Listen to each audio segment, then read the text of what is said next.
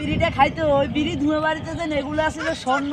আমি এগুলাকে ফট বইতাম, ফট বরিন ছুঁইতাম, কয়েকদিন পরে স্বর্ণ হইতো স্বর্ণ। তোর যে চাপাবাজি কথা ওগুলো বাদ দে, বিড়ি খেলে আবার স্বর্ণ একামে বিড়ি ধুয়া দিয়ে বেড়া। ওইটা আমার দাদার একটা ওইটা এই তোমার অতীতের কালের দাদার একটা একটা ইয়ে অতীতের ছিল। কালের একটা ভবিষ্যৎ না।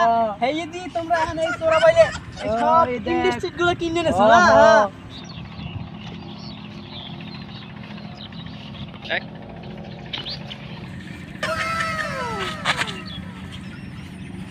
আরে কি ভাই চাপাবাজ? কি অবস্থা?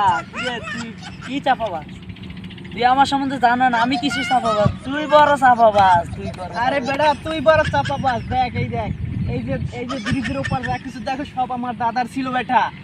এগুলো এখন আমার হয়েছে, এই প্রজন্মে আমার ছেলে সন্তানের হবে। তো এগুলা তো মানলাম তোর দাদা মরলো ক বছর পরে, ক বছর আগে।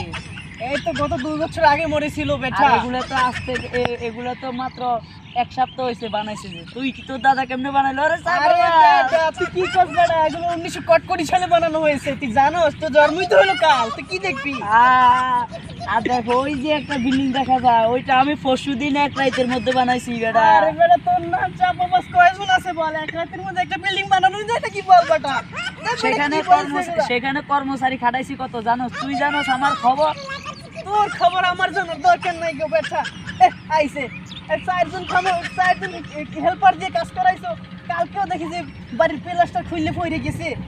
আইছে 7.5 কোটি হেল্পার দিয়ে আমি কাজ করাইছি, তা তো ওই বিল্ডিং এক তোর রাতে। নাম চাপাবাজ আমার দরকার নাই। সরাইন দে, তোর লাগে কথা কইলে আমার মুখ নষ্ট হইবে সব সব। কি মুখ আরে পাকলে চাপাবাজ আরে বেটা। সরাইন দে, সর দে। এই বিল্ডিং আমার দাদা বিল্ডিং এ তুই সেটা দেখছস? দাদা কি বানাইছে এত দেখছি।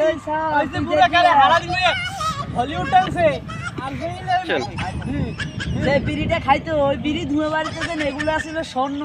আমি এগুলাকে ফট বইতাম, ফট বরিন ছুঁইতাম, কয়েকদিন পরে স্বর্ণ হইতো স্বর্ণ। তোর যে চাপাবাজি কথা ওগুলো বাদ দে, বিড়ি খেলে আবার স্বর্ণ একামে বিড়ি ধুয়া দিয়ে বেড়া। ওইটা আমার দাদার একটা ওইটা এই তোমার অতীতের দাদার কালের একটা একটা ইয়ে অতীতের ছিল। কালের একটা ভবিষ্যৎ না। হেই দি তোমরা এখন এই চোরা বাইলে সব এই দেখ। ইন্ডাস্ট্রি গুলো কিনে নেছো না।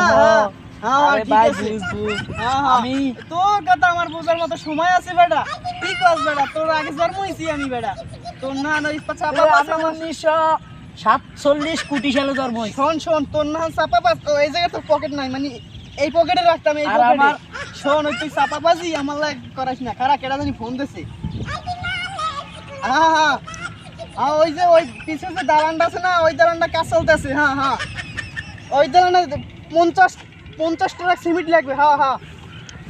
এই হংস কি কইতে আছে? 50 টাকা সিমেন্ট। আর আমার কল আছে, আমার কল। হ্যালো শুন ওই যে আমার ওই বাড়িগুলো আছে না, তাতে হিয়ানে 7 কোটি তো সেদিন কর্মচারী লাগছে। আজকে 10,000 কর্মচারী রাত্রের মধ্যে 3 দিনের মধ্যে আমার বিল্ডিং উঠার দরকার। কয় কোটি? 500 কোটি টাকা। ওই যে তোমার 500 কোটি চাপাবাজ আছে তুমি। এবার শুন এই ইয়েনে এক বড় ভাই বেজাল করে, বড় ভাই ওই আশপাশের তো এগুলো আমরা গনি না। আসলে আমার তো বিজনেস বড় তো, তাই এসবগুলো আমি হিসাব করি না। তোমার নাম আরে বিজনেস, তোমার নাম আরে business, ভাই আমার helper সিলেটে এর একটু পরে থাকে 10 জন, হিসাব আইলে দেবো, কথা কইতে শোনো, সুন্দর আছে, হিসাব আইলে দেবো। একলা কথা কমুয়ানি, ঠিক আছে? তো যাই, ঠিক আছে? ওই সাফাবাজ তুই দূরে সর, তোর লগ আমার লগ কথা নাই। চাপাবাজ দরকার নাই, যা। আসলে ভাইরা আমাদের সমাজে অনেক সাফাবাজ আছে, তারা সাফা দিয়ে অনেক কিছু করে, কিন্তু তাদের গোয়াত যায়, কাজের গোয়াত যায়, কিছু পাওয়া যায় না। আসলে সব হচ্ছে তাদের সাফা। আসলে সাফা থেকে আমাদেরকে পরিহার করতে হবে। সাফা মানে মিশা কথা।